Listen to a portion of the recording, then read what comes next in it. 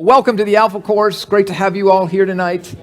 Welcome for all of you who are watching live stream. We welcome you as well. People have been raving about dinner here tonight, so I hope you've been taken care of at wherever you are having dinner together. So tonight is the first session of the Alpha Course, and my name is Frank Loria, and I have the privilege of hosting the Alpha Course along with Keith Collins, the senior pastor here. This Alpha marks the 37th time at Lakeview that we have had the privilege of hosting Alpha. If not for Hurricane Katrina in 2005 and Hurricane COVID in 2020, and this would be our 39th Alpha. And tonight, for those of you who are here, those of you who aren't here, typically this room would have anywhere between 200 and 230 people in the room.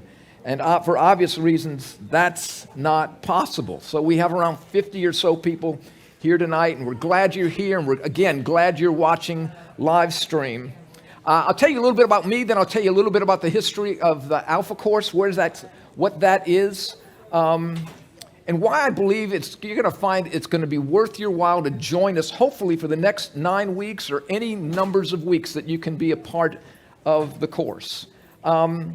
First, a bit about me. I own a small professional search firm just across the way there in Metairie. My wife and I, last Sunday was our 41st year of being at Lakeview Christian Center. They haven't figured out a way to get rid of us yet. But we've attended Lakeview with our kids, as I said, for quite a while. And I want to introduce to you, sorry for those of you who are watching online, you're not going to be able to see how gorgeous my wife is. I thought about putting up a slide here, but she would not appreciate that. But that is my wife, Net. Sweetheart, if you'll just wave everybody to stand up, there she is. She deserves a much greater applause than that. But if you only knew, if you only knew what I'd put her through. But she is my bride of 42 years, 7 months, 21 days, about 8 hours, 7 minutes. We have 3 grown children who are married to 3 other grown children. They have given us 11 and soon to be 12 grandchildren. Both Annette and I grew up in New Orleans. Annette went to Dominican. I don't know if there are any other Debs here, but no other Debs here. So, sweetheart, you were the lone Deb here. I went to an all-boy military school called New Orleans Academy. I graduated in the top 18 of my class of 21. I chose not to pursue a college education, so I attended Louisiana State University. For all you LSU grads, and I know there's some professors watching tonight, that is just a joke. I'm sure it's more than that. But anyway, that LSU is where I met Annette at the fraternity party, first fraternity party. I met her swinging from a chandelier, and really that's where she caught my eye with her heel. And then her knee on my shoulder, down we went, and she's been all over me ever since then. It's really not true, but I like telling it that way. So you'll get more about me if you can endure the next couple of weeks. But the Alpha Course actually started back in London in 1977 when the pastor of Holy Trinity Brompton Anglican Church in London, England, took this little church-wide Bible study called Alpha and turned it into something that today has been is taught in over 130 countries in over 100 languages. Over 25 million people have attended the Alpha Course. And we've had the privilege, as I said, of having Alpha here since 2001, literally the week to the day after the towers went down in New York. And over those 20 plus years, we have had the opportunity of hosting over 8,000 people here at Lakeview. So typically, as I said, this is a full room of people, and hopefully soon that can happen again. Well, first let me tell you what Alpha is not. Alpha is not an attempt to get you to change your denomination or the church you go to, not try to indoctrinate anybody into what this church teaches. It's not a church membership drive, not a sneaky way to get into your pocket. It's free, but it's really not free. We're going to find some way to get your money. None of that is going to happen. This is what Alpha is not. But Alpha is an invitation to do this. And we need to do this. It's an invitation to think, to talk, and to listen in a totally relaxed atmosphere, non-threatening atmosphere, where you can ask questions and say things that just really feel free just to enjoy this time and enjoy getting to know people around you. And when I'm done here tonight, that's what we're going to have an opportunity to do. When I'm done, we're just going to sit around our tables and just talk a little bit about the topic of the evening, see what you thought about that. But what's going to happen is in the midst of our 100-mile-an-hour lives, we're going to have to tap the brakes or hit the pause button and think about questions of life that really need answers. They're important questions. And it's going to be an opportunity, as I said, to think about what do I believe? Why do I believe it? A lot of us understand, or we think we know what we believe, but if we're challenged on that, do we really have an answer for that? Why do I not believe what I do not believe? And things like that. So you're going to enjoy this time. Most people say that the time after, when you're talking around the tables, we're talking around the tables, and hopefully you'll be doing the same thing at home, it's really the most fulfilling time, because that's when we really get an opportunity to kick ideas back and forth around and our thoughts with one another. But as I said, to do that, it's going to take time, questioning and examining what we believe. It was Socrates that said, the unexamined life is not worth living. If we're going to attain what most of us say we want in life, most people, if you ask them, what do you want in life? The answer will be happiness, meaning, purpose, fulfillment. But where does that come from? How does that happen?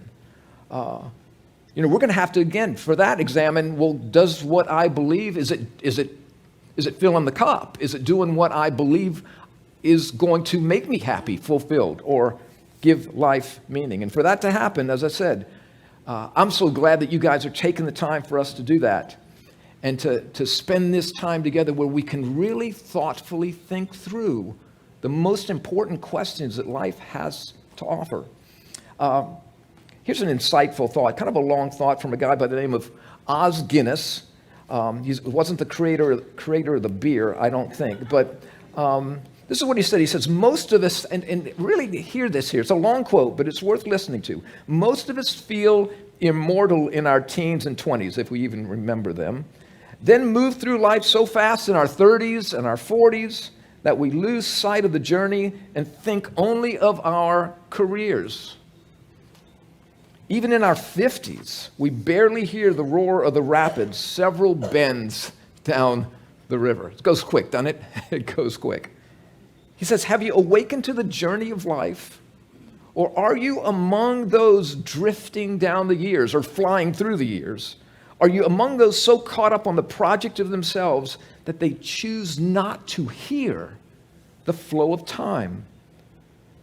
Are you living an examined life? Or are you living in the hand-me-down ideas of others? Are you open to the full interrogation of life? Or are you closed to the search because you believe what you've always believed without question? I grew up this way, I've believed this way, and that's what I'm going to be. Well, hopefully, we'll be thinking through some of those things as well. Now, who wouldn't think that those who made it to the top of their trade would have those questions? People who have reached the pinnacle would have questions about meaning or purpose of life. But apparently, they do. Here's Shia Labeouf. Many of you have heard of Shia Labeouf, made it big with the Transformer movies and all that stuff. This is what he said. He said in an interview with Parade magazine, he said, sometimes I feel I'm living a meaningless life, and I get frustrated. I know I'm one of the luckiest dudes in America right now. I have a great house. My parents don't have to work. I got money. I'm famous.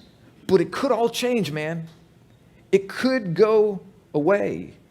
You never know. I don't handle fame well.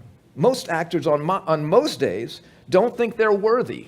I'm not so sure about that, but I have no idea where this insecurity in me comes from, but listen what he says, a God-sized hole. If I knew, I'd fill it, and I'd be on my way. Interesting. Some of us recognize this guy from a few years ago, many years ago. He was interviewed by 60 Minutes, and he says, why do I have 3 Super Bowl rings? And I think he has like 40 now. Huh? Does he have? And still think there's something greater out there for me. Okay, Tom Brady. I got 7. I think he's got 7, if I'm not mistaken. I still think there's something greater out there for me. I mean, maybe a lot of people would say, hey, man, this is what is. I reached my goal, my dream, my life, me. I think God has got to be more than this. I mean, this can't be what it's all cracked up to be. Then Steve Croft, who's interviewing him, said, well, what's the answer? Brady's response was, I wish I knew. I wish I knew. I love deflating footballs. Now, that's Keith's joke, but I have to steal it because it's so good. It's so good. I love, what did I say? Okay, I love playing football, and I love being quarterback for this team. Well, until he got to be the quarterback for the team we hate even more now, that Tampa Bay. They may end up being worse than Atlanta, when this is all said and done.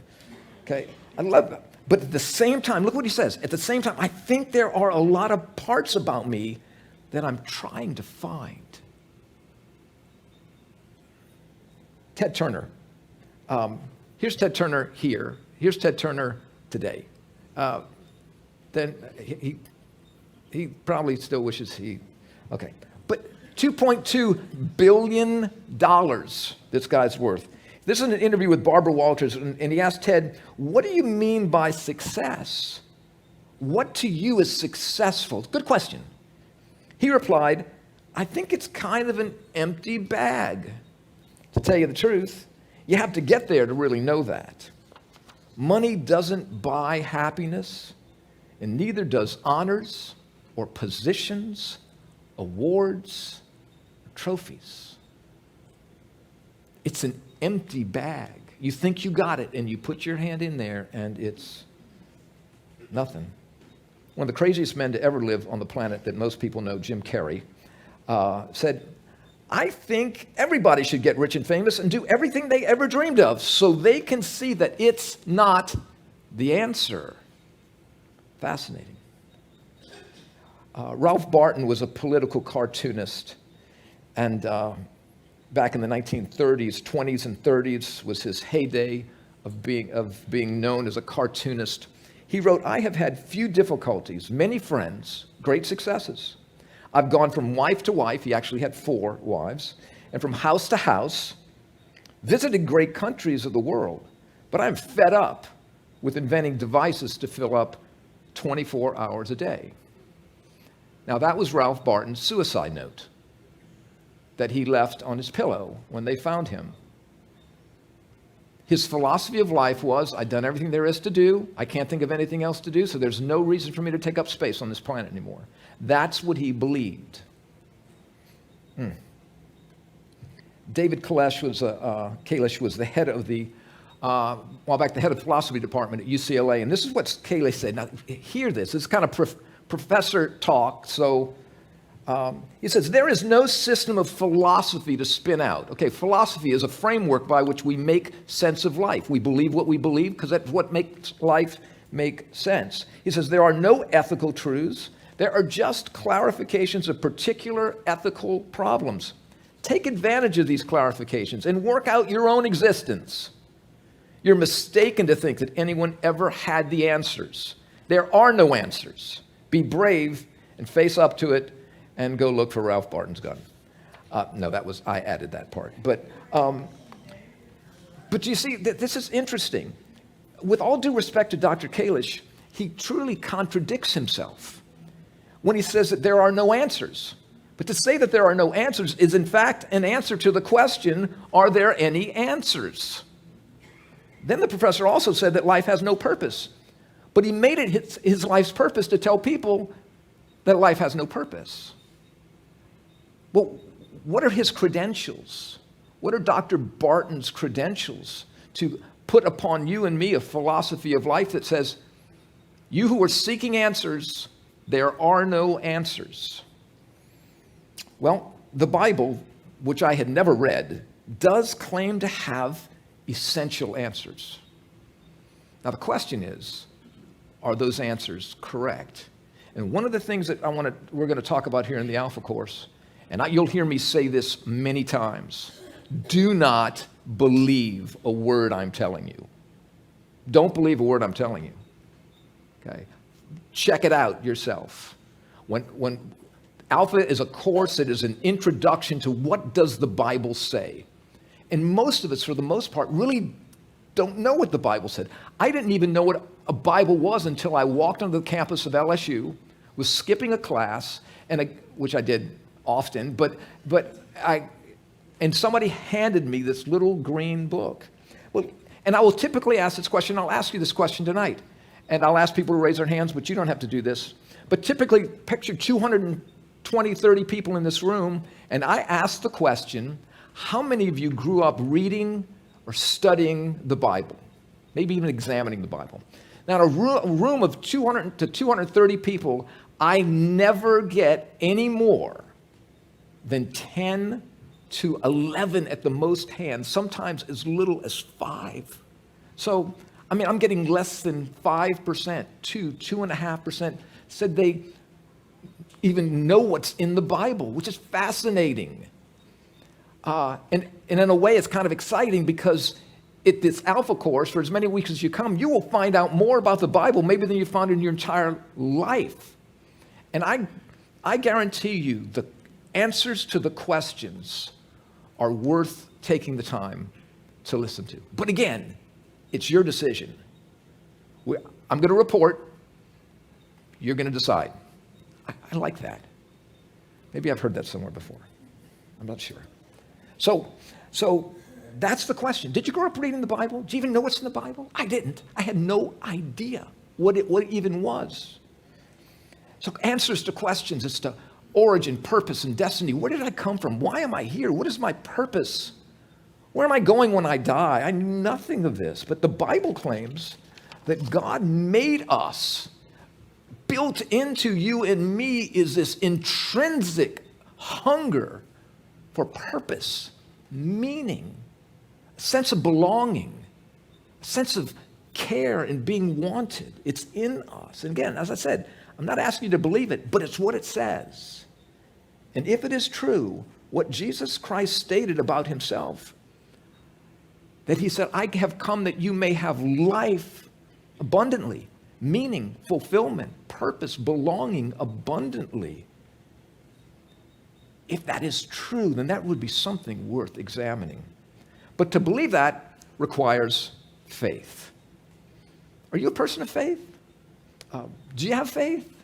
You say maybe not much. But understand this, we exercise faith all the time. Faith is not necessarily religious. Faith is something we exercise all the time. Did you get in your car to come here tonight? Sure. Did you know for a fact that you were going to get here? Well, but you expected to get here, didn't you? But you expected that when your light turned green and the other ones turned red, that they would not go. You could go through an intersection because they had a stop sign. And I've looked at some of the cars out in the parking lot tonight, and some of you exhibited much more faith than others by the cars that I've seen parked out there. But it's faith nonetheless. It's faith nonetheless. You ever watch the weather, looking to find out what's going to happen? Do you really? That's an exercise in faith. I think it's an exercise in faith. I mean, these guys have no clue, I don't think, what's going on. No clue. And I think there should be a law that says if you miss so many weather reports, if you just get it wrong, you just get locked up. You just get taken out. You know, if you miss another rain cell, you go to a jail cell. I just think that makes perfect sense, because how many picnics of yours have they ruined? I just think meteorologist is something you pull out of a box of Cracker Jacks and you get a... Now, if there are any of you meteorologists out there watching, I went to LSU. I can spell LSU. So that's about it. So just kidding. This is where I get in trouble. But so Faith, right? Faith, nonetheless. Did you enjoy your meal tonight? I heard a lot of you complain. Did any of you meet the chef? I mean, did you have any idea what kind of mood this chef was in tonight? But you guys just ate, and I noticed some of you ate and ate and ate. And so, but you didn't meet the chef. You didn't know anything about the chef. You don't know what kind of day he had. You said, I'm sick to death of cooking this alpha food all the time for these people. They don't know who I am. They don't care about me. And they just maybe lace the food, put a little extra something in there. And then tonight you go home and you're like, what is this? And so you call up the doctor, right? And is this the doctor that you're going to go see? Or are you going to go? Okay, for those of you from New Orleans, you know who this is if you're old enough. You don't know who this is, you're really young, but you need to know this guy. So, but you're not going to just go to any doctor, are you? But you go to a doctor in faith. You're not going to go to a doctor who's got a trailer park on the airline highway. I hope you're not going to do that. But it's faith. You go to a doctor in faith. You go to a restaurant in faith. You do these things in faith. And I mean, you get on. Anybody ever fly? How many of you enjoy flying? Love flying. Well, good for you. That's good. Death wish over here, but you fly. Now, what about the people that got on U.S. Air Flight 1549, leaving LaGuardia Airport, heading to where were they going? Charlotte, and on the way they had a little bit of a problem. I mean, it's interesting that U.S. Air did not charge them anything else, anything extra for their being able to do this. I mean, how many people actually get to stand in 35-degree water with 18-degree temperatures? Wouldn't you pay extra for that? Have your life flash before your eyes? Of course I would do that. But it just brings me new meaning to flying on a wing and a prayer, because that's what they did. 155 passengers. And you know what happened? I mean, the plane was ascending, and this was an immigration issue. Did you know this was an immigration issue? Because it was a gaggle of Canadian geese. They were undocumented Canadian geese that flew right through this plane. But they got on that plane in faith, and wow, what a miracle, right? I don't know if any of you, most of us have heard about this as well, but it was faith. Everything in life is faith. And we need to see that. Faith is not just a religious thing. It's something we practice all the time. But this is what we don't do. And what we should not do is throw our brain away when it comes to faith. Faith does not have to be blind. So if you go into a court of law, anybody serve on a jury pool before, or been on a jury before? I've been on a jury before. And the judge says to you, to the jury, he charges us to come to a decision based upon the evidence. He doesn't say beyond a shadow of a doubt, or she doesn't say beyond a shadow of a doubt. It says beyond do you remember the word? Reasonable doubt. You look at the evidence, you examine the evidence, and come to a faith, reasonable decision. And it's fascinating, too, that, even when you look at the Bible, believe it or not, this is what it says, that God says, I want you to love me with all of your heart, with all your soul, and with all your mind. He doesn't want us to check our brain at the door. He's given us, if what the Bible says is true, he's given us a brain to use thoughtfully and humbly. Now, so I asked the question, how many of you believe there's something on the other side of your last heartbeat? You believe it's going to be good? You're going to believe it's going to last forever? If I asked you that question, how many of you believe there's something on the other side of your last heartbeat? You believe it's going to be good, and you believe it's going to last forever. Now, I asked earlier, how many of you grew up reading or studying the Bible? Very few hands went up. Do you remember that? My 200 room, 11. Well, I asked that question. How many of you believe there's something on the other side of your last heartbeat that's going to last forever? Do you know how many hands go up? Virtually every, not every, but virtually every hand in the room goes up. I got 200 plus hands going up in the room. And my question then is, why do you believe that? Because your grandmother told you?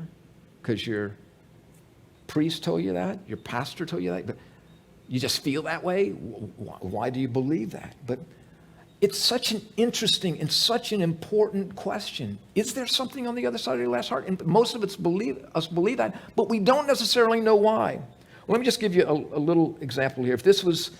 If we weren't live streaming right now, you would see a big, long tape measure. But for the sake of this, this right here, we're just going to call this physical life from here to here. And most of you here can see that, I hope. I think you can see it if you're watching. So here's the beginning of life. Here's the end of life. And every one of us is along the continuum of life somewhere. We don't have any idea. I mean, this could be it. You don't know that. But each of us is along the continuum of life somewhere. And we all know this. The death rate is 100%. Nobody gets out of here alive. At some point in time, we're going to hit the end. And the dash, we'll just call this the dash of life is over. And you will enter into, remember, do you believe there's something on the other side of your last heartbeat that's going to last forever? Well, let's just say, I'd like to put this down here for a second. And let's just say, yeah, so this is the line. This is what happens on the other side of your last heartbeat. And we all say we believe there's something on the other side of our last heartbeat that's going to last forever. Now, what's going to be there? Do you know? Are you sure? But here's the question that I wonder. This is going to last a lot longer than this, if what we believe is true. And actually what the Bible says is true. Why do we spend so much time critically examining things that are going to last for very little time at all? Okay, where are we going to vacation? We'll spend months trying to figure out, get the best prices. Where are we going to go to school? What part of town are we going to live in? What kind of car are we going to get? Where are we going to honeymoon? Where are we going to do this? And God forbid we get the wrong cell phone policy and get stuck in that for 2 years. You know, those are things, these are essential questions. So we think at the time, don't we? But like this, they're gone. So why do we spend, if we believe there's something that's going to last forever, why do we do so much critical examination into things that are going to last such a little bitty bit of time and give no question to this? Do you see that? Does that make sense? I think everyone should say, no, maybe I need to spend a little bit more time thinking about this. And what the Bible says is this: if you get this right, if you understand God's plan in this will make a whole lot more sense, even in the midst of the hell that's being dealt out into your life maybe right now. You'll find that if this makes more sense and you spend more time thinking about these things, you'll find that in life now, the things of life, as crazy as they may seem, make a whole lot more sense than they do without understanding that. So, living in the dash for the line makes a lot of sense. And we're going to be, again, I just made a statement that's going to take some unpacking, and that's what we're going to be doing during the weeks that we have together. There's a pastor by the name of Ray Pritchard. I love this quote that Ray Pritchard gave us. He says, "We were made," talking about humans, we're made to know God. We are incurably religious by nature. That's why every human society, no matter how primitive, has some concept of a higher power, some vision of reality that goes beyond the natural. And then C.S. Lewis was an atheist. He was a professor of ancient English literature at Oxford and Cambridge. Came to become a follower of Jesus Christ. You guys have heard of the Chronicles of Narnia that have been made into books, been made into movies, and many other things. This is what Lewis had to say once he became a follower of Jesus. In his book, Mere Christianity, he said, "If I find in myself a desire which no experience in this world can satisfy, the most probable explanation is that I was made for another world." See, what he's saying here is if I find in myself a desire in the dash which no experience in the world can satisfy, the most probable explanation is I wasn't actually made for this world ultimately. That's a fascinating thought, something worth some consideration. Augustine, who was, we know him as Saint Augustine, or if it's grass, I was told Saint Augustine. I don't know what the difference is, but Augustine was like the Hugh Hefner of the 300s. I mean, this guy was a philanderer. He was something. But he too became a follower of Christ. And this is what Hefner. This is not what Hefner said. I don't think so. At least I haven't seen this. Actually, I would have no way of knowing, sweetheart, in case you were wondering. Okay, let's go to the next slide. Said, what he's saying is, you, meaning God, you have made us for yourself, and our hearts are restless until they find their rest in you. I think restless is a great word to describe life in the dash. But how much more is restless a word to describe in life in the dash in 2020, in 2021, in 2022? We don't know, do we? But this is the truth. If God did make us for himself and we're choosing everything but him, then our hearts would be restless until we found our rest in him. Do you see what I'm saying?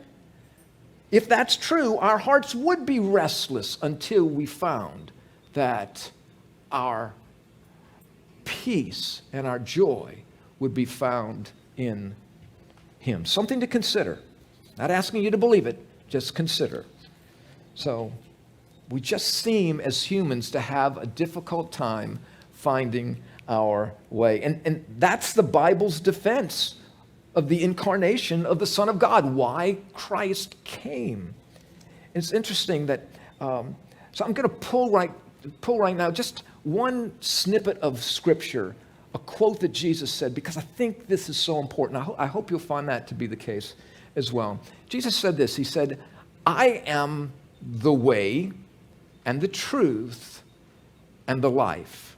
Now, that's a fascinating statement. Jesus didn't say, I am a way or a truth or a life. He said, I am the way, the truth, the life. Here it is. It's either true or false. We'll talk much more about that next week. And he said that no one comes to the Father except God the Father through him. So he said, now catch this. He said, I am the way. He didn't say that the rules are the way, or the laws are the way, or that church attendance is the way, or do-gooding is the way, or praying is the way. He is saying that I am the way. He's making a statement about us and our restlessness and God and finding peace in him, finding rest in him, that it's knowing him is the way. Jesus understood the condition of each and every one of our hearts. Restless. I mean, think about this. See if any of these words connect with you. Restless, unsettled, wayward, empty even.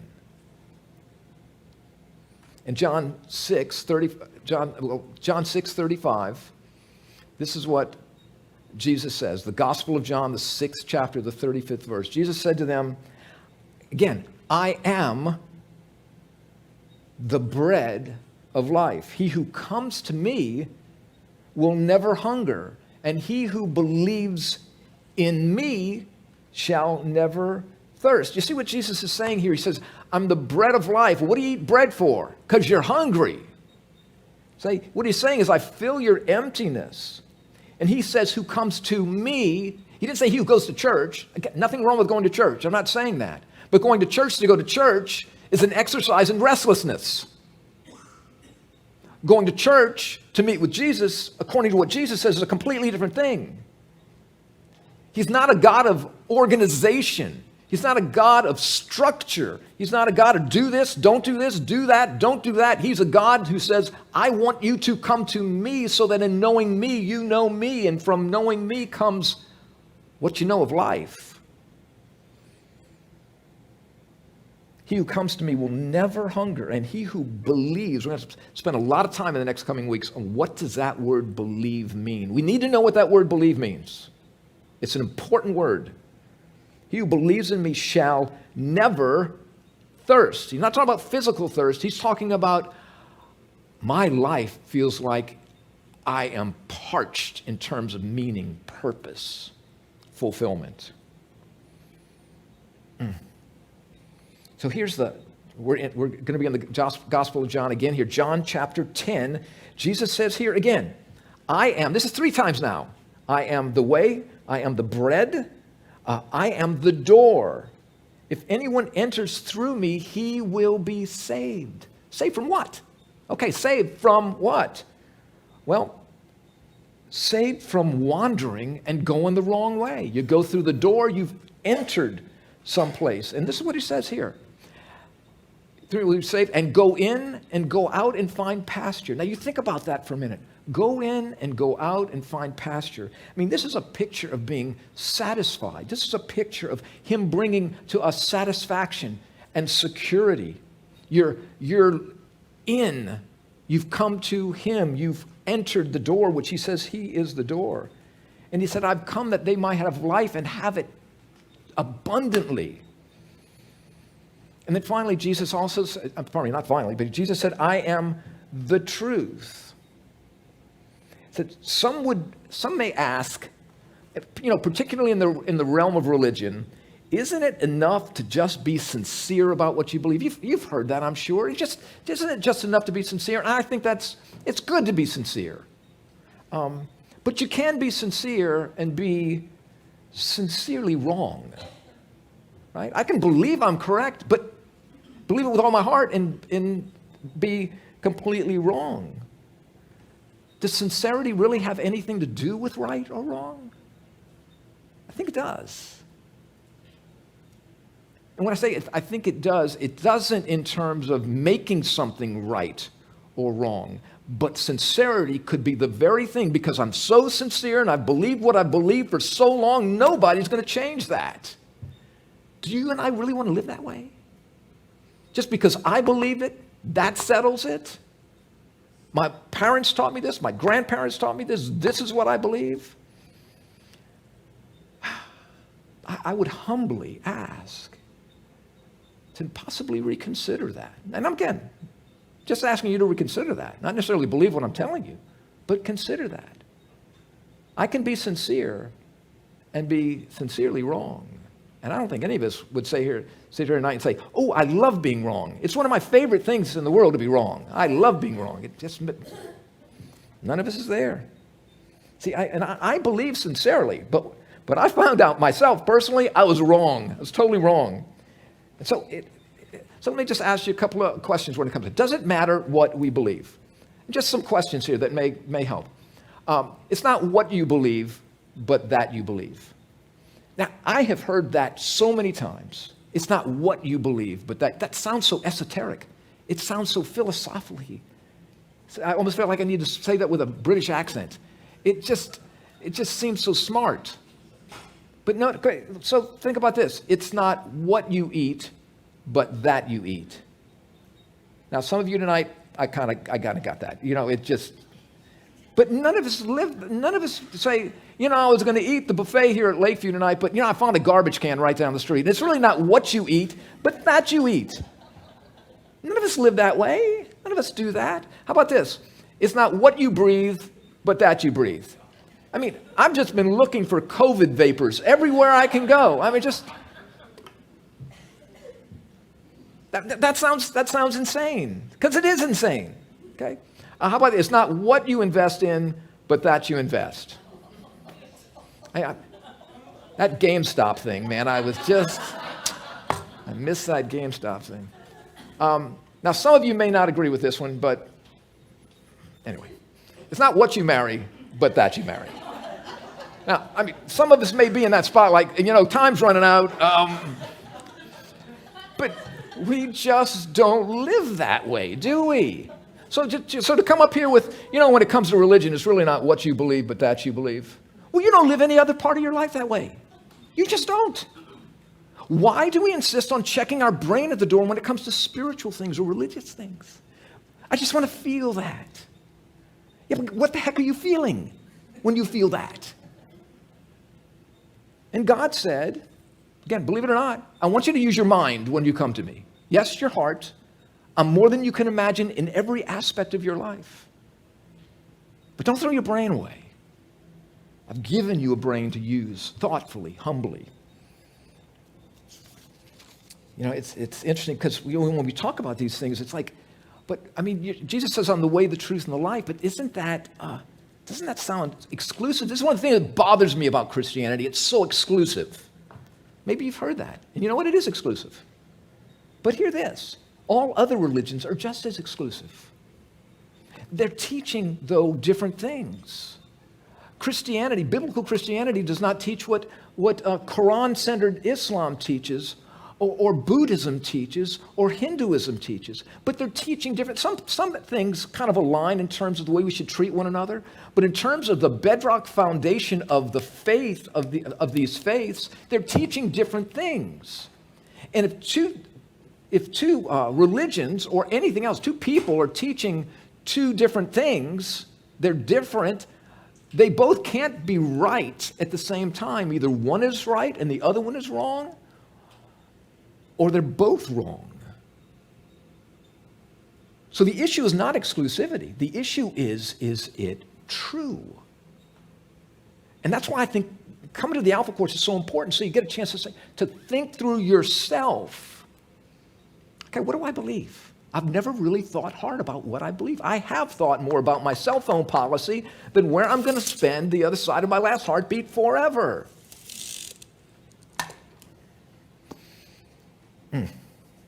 So Jesus also said this, and this is good. He said, I am the way, the truth, and the life. So, and again, what the Bible teaches that we were made, the Bible teaches that we were made in the image of God, but that we marred that image when in the garden, our progenitors, our great grandfather and grandmother, Adam and Eve, sinned. They rebelled against God. Now, why does Jesus say that he is the life? Growing up religious, did you know that? He said he is the life. My question is, what do I need your life for? Don't I just need to be a good boy? Don't I just need to be a good girl? Don't I just need to hope I die on a good day? Don't I just have to be better than the person next to me? Well, if you sincerely believe that, I have to sincerely question, have you really thought about that? Have you really examined that? See, in Genesis 3, this is what happens. Again, this is what the Bible teaches. Genesis 3, take it or leave it. That the first two humans, Adam and Eve, declared their independence from God when God set in the midst of the garden two trees, the tree of the knowledge of good and evil and the tree of life. And God said, don't eat of the tree of the knowledge of good and evil. The day you eat of that tree, you shall surely die. And we know what happened. They did. And immediately, they died. They didn't drop dead physically, but they died in their relationship with God. And they began to die in their relationship with one another. They began to be this where there never was that before. There was always this with God and with one another. They died to their relationship with God. They died spiritually. And they began to die in their relationship with one another as this happened. And they eventually died in relationship to their physical bodies. And so Jesus says, I've come to give you life. I'm the life because you know what you need? You need life. You need me. I am the life. And again, he doesn't point so much to his teaching as he points to himself. And the reason he teaches is to point to himself. We'll talk much more about that in session 3. And that death left us heirs of a spiritual nature that wants what it wants when it wants it. And the heck with you.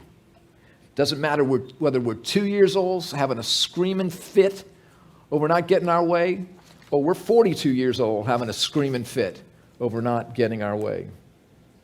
The same as that. We want what we want when we want it. And that self-centeredness is proof that we have died to a relationship with a holy God. We want it our way. It was William Ernest Henley. He wrote a poem called Invictus. And some of you may have seen the soccer match, which was really good with Matt Damon. It was the movie about rugby team, not soccer, rugby team. And this is the end of Henley's poem. Annette's father taught me this poem. He says, it matters not how straight the gate. Can I think about this? Jesus talked about the narrow way. Okay. It matters not how straight the gate, how fraught with punishment the scroll. I think he's thinking about the 10 Commandments here. he says this, I am the master of my fate, and I am the captain of my soul. You can't have it this way and God's way. Either he is the captain of my fate and the master of my soul, or I am the captain of my fate and the master of my soul, and we'll see how that plays out.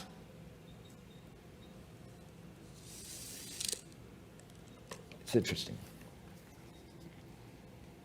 He said, I'm the truth. He says, Jesus comes into the midst of our self-reliance and self-independence and says, you're heading in the wrong direction. I'm the way. You're believing a lie. I'm the truth. And when it comes to your relationship with me, you're dead. But I'm the life, and I want you to have my life. That's what I came to give you, to fill you with. Me.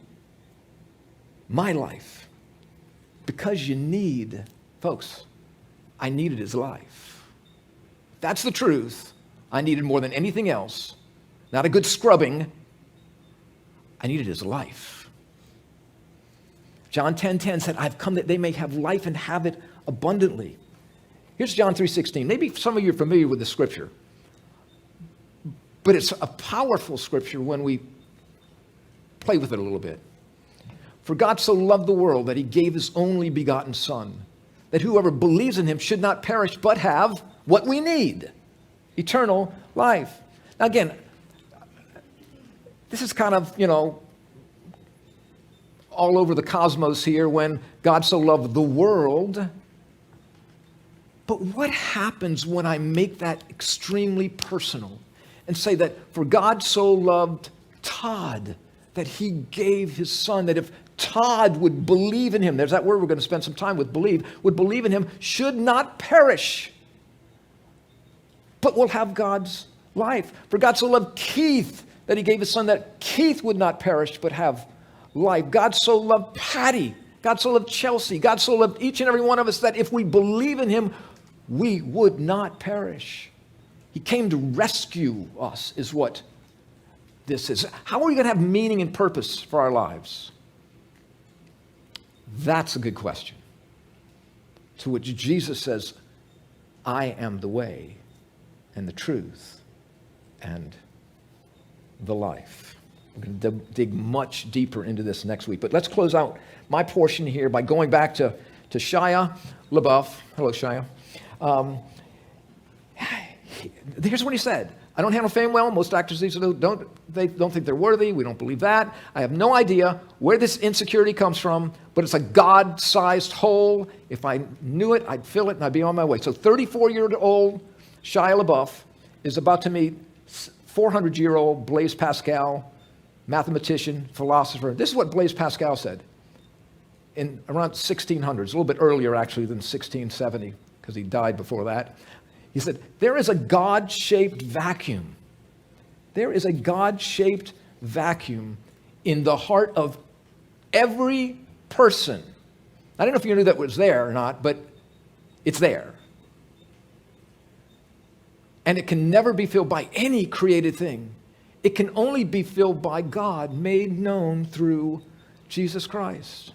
See, what are we doing? I mean, we are consumers as human beings, aren't we? We just can't wait to consume the next thing and the next thing and the next thing. I mean, we want this dash, as Americans particularly, to be filled with as much stuff as we can get. I mean, did you just feel like you died and went to heaven when Amazon showed up on your internet? I mean, just every day is Christmas.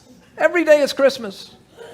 But obviously, it didn't do it because we're still just consuming. Nothing wrong with consuming. I'm not condemning you for consuming. But I'm just saying it proves something, doesn't it?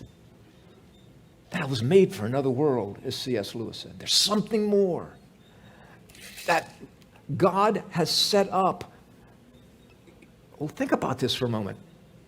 What if all that frustration from all this stuff us Americans have is to prove to us nothing in your closet, in your garage, in your refrigerator, in your 401k, in your bank account actually gives ultimate satisfaction?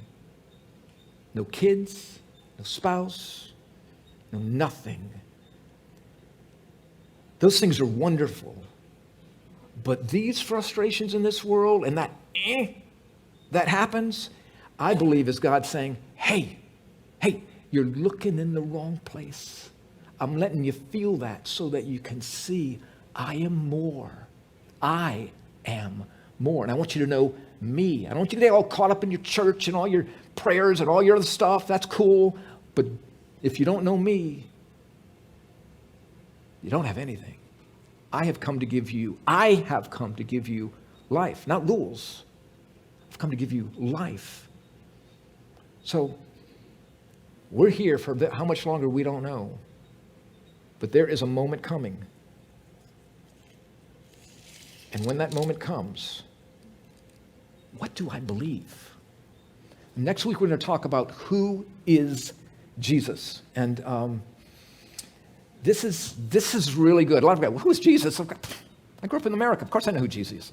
You know what? I grew up in America too, and I didn't know who Jesus was. No clue. And next week we're going to look into this. We're going to look into evidence for the Bible. Can I believe the Bible? We're going to look at evidence for the evidence for the historicity of the person of Jesus. We're going to look at the resurrection. Is that historical or just some religious fable? We're going to look at those things next week. It's worth coming back just for that. If not even for that, just come back for the food. How about you and me do that for the next 9 weeks or as often as you can come here? But let's come together to explore if there really is more to life than this. Now, we're going to take a quick break. There's coffee over there.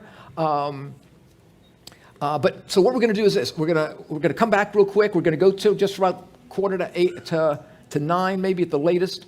And we're just going to kind of kick these thoughts around. Now, look, you don't have to talk. All right? You don't feel any pressure to talk. But I read an article once that I thought you'd think would be interesting here. I'm going to go past this real quick. I told myself I wasn't going to do that. Happy people talk more and with more substance. So if you don't talk, we're just going to assume you're really depressed and shallow. So if you got a question, just blurt it out. Some people say there's no such thing as a dumb question. I don't believe that. I have heard some really dumb questions, but we won't tell you, even if it is. At least not while you're sitting there. We'll talk about it later. But no, so really, great opportunity now just to come, and we're going to take a quick break, and then we're going to spend some time with our tables. I want to thank you all so much for joining us via live stream, and want to thank you guys for being here tonight. Certainly hope to see you here next week. So let's take a quick break and gather back around our tables.